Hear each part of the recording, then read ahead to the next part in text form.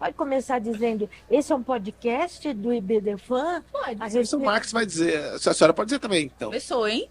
Então, que fala? Peraí.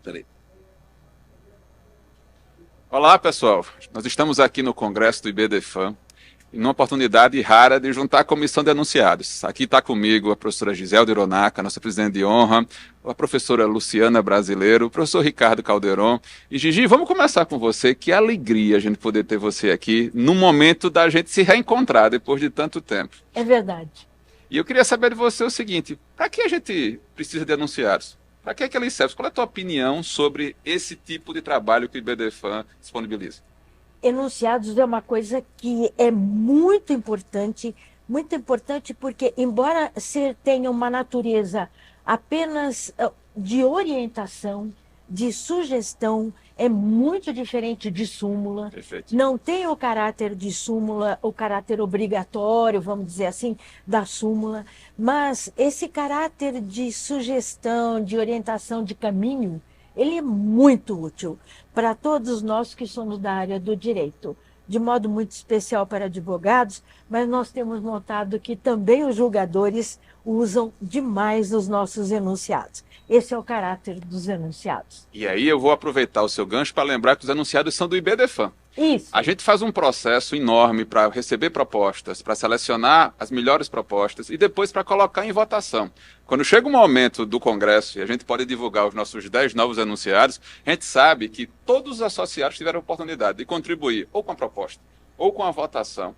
E a gente tem como se fosse um retrato daqueles temas que estão mais candentes, aqueles temas que estão incomodando as pessoas, que as pessoas estão buscando mais reflexões sobre aquilo. Está na hora da gente falar de alguns dos novos anunciados aqui. Exato. Então, já que a gente tem Ricardo e Luciana aqui, vamos começar com a Lu. Lu, por favor, o que é que você sugere mencionar para as pessoas aqui dos novos anunciados? Qual é o seu destaque, minha amiga? Olá, gente. Que prazer imenso estar aqui com vocês, participando desse podcast para divulgar o trabalho da comissão, que é tão importante, mas ainda estar aqui com a nossa presidente de honra, a professora Giselde Hironaca. Que prazer lhe reencontrar, minha amiga. Que bom poder lhe abraçar. E eu escolhi daqui dos novos enunciados, o enunciado de número 48, que foi super aplaudido na divulgação, porque é um enunciado, como a Gigi destacou, ele termina sendo muito usado na advocacia, ele termina sendo um instrumento importante na construção das nossas petições, nos momentos em que a gente vai fazer sustentações orais.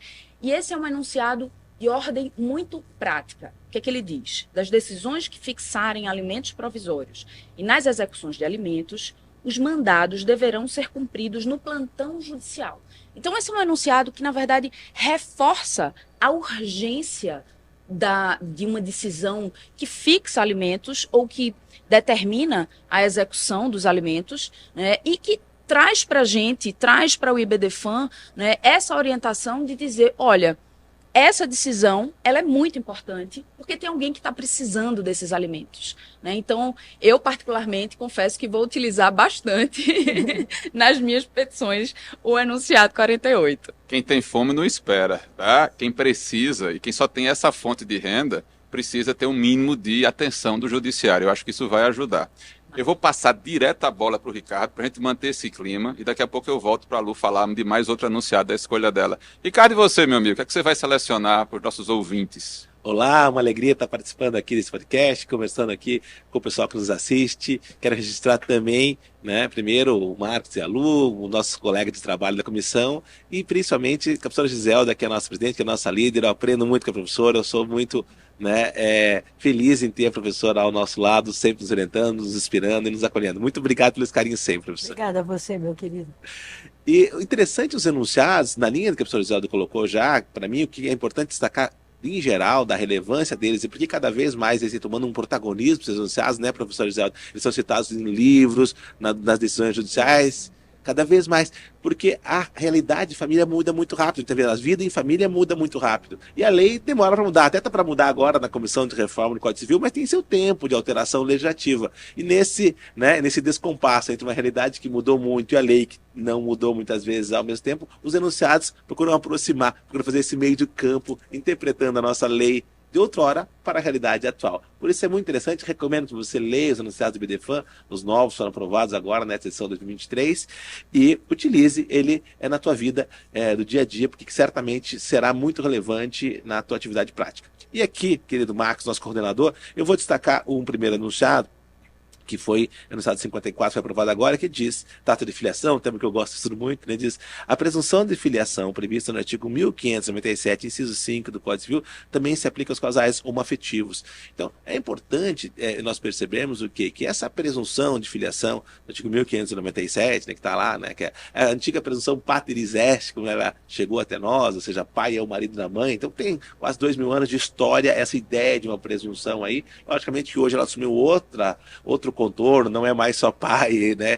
Que o pai antes que se tinha dúvida, né? Que mater sempre excesta est. Então, o direito romano tinha certeza da mãe, né? Pela gravidez, e tinha dúvida do pai, e essa presunção ajudava a decidir os pais das crianças. Hoje mudou, porque a nossa sociedade certamente tem outro contexto, mas essa presunção de que os filhos, né, de pessoas casadas têm essa presunção que são dos cônjuges, segue muito relevante e resolve muitas questões práticas aqui no dia a dia da advocacia. Tem uma dica prática, às vezes chega muitas vezes casal homoafetivo, para um afetivo feminino, que tem dificuldade de registrar às vezes, tem muitas pessoas até com reprodução assistida caseira, que consultar o advogado como é que eu faço e tal, e a dica do casamento efetivamente aproxima da utilização dessa presunção, e aqui mais uma vez o IBDFAN, tornando claro que as pessoas que têm uma união afetiva têm que ter os mesmos direitos de uma união heteroafetiva, então essa presunção aqui torna claro, o enunciado torna claro que deve ser aplicada também de igual modo para quem tem uma união afetiva. É muito interessante na trilha do IBDFAN sempre defender o direito das pessoas que têm esta união afetiva, então acho muito interessante aqui, e mesmo em casos de inseminação, mesmo em casos de reprodução assistida,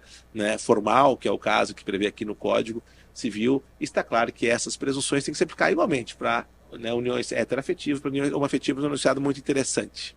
E aí a gente passou de alimentos para filiação, e a gente tem outros temas interessantes para abordar. Eu vou colocar mais um tema aqui, eu vou pedir para a Luciana fazer isso, que foi uma das áreas que a gente mais recebeu propostas. Luca, o que você vai destacar agora? Verdade, Marcos. A gente recebeu muitas propostas relacionadas ao tema da violência doméstica. Eu acho que esse tema é sempre importante, ele é permanentemente importante. O enunciado 47, olha a riqueza desse enunciado. Constatada a ocorrência de violência doméstica, a decisão que fixar o regime de convivência entre os pais e seus filhos deve considerar o impacto sobre a segurança, bem-estar e desenvolvimento saudável das crianças e adolescentes envolvidos, sopesando o risco de exposição destes a novas formas de violência. A Lei Maria da Penha, ela traz um destaque muito importante sobre a regulamentação da convivência familiar no caso de aplicação de medidas protetivas, e aí o enunciado vem para reforçar, né, e para assegurar que a criança esteja a salvo da repetição da violência, porque às vezes a gente faz a fixação da convivência, não há necessidade ali eventualmente de uma extensão da medida protetiva para a criança ou para o adolescente, né, mas é muito importante destacar que deve-se dar muita atenção, né, para o nível dessa violência, a forma com a qual essa violência ela vem sendo empreendida para proteger a criança. Então, para que essa regulamentação de convivência resguarde a criança da repetição dessa violência na medida em que a convivência for acontecendo. Então, agora a gente acrescentou mais uma camada. Violência doméstica, filiação, alimentos. A gente também tem anunciados que tratam sobre tecnologia, sobre a proteção de direitos de personalidade pós-mortem. A gente também tem anunciados que tratam da proteção do idoso.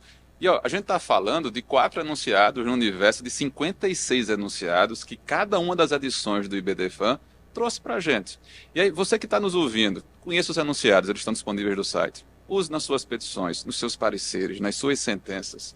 Divulgue os enunciados, que os enunciados dão um retrato do direito de família como ele é no cotidiano forense, nos nossos escritórios, nas nossas consultas. Eles são uma forma de você buscar a melhor interpretação doutrinária e o consenso possível em relação àqueles temas, naquele momento, naquele congresso. Então, se você estiver nos ouvindo, distribua os anunciados, divulgue e acesse no site. Foi muito bom estar com vocês aqui. E como a gente começou com a professora Giselda, a gente tem que encerrar com a professora Giselda. Tá certo? Porque se não fosse ela, essa comissão não existiria lá atrás. E a gente prefere continuar sempre contando com a participação dela conosco aqui. Professora Giselda, nosso agradecimento mais uma vez por tudo que você fez. Muitíssimo obrigada a você, Marcos Erhardt, que hoje comanda tudo isso com essa sua presteza, com esse seu carinho e amor pelo IBDFAM. Muito obrigada. É uma honra participar ou entregar para você esse grande papel e para pessoas como essas que aqui estão,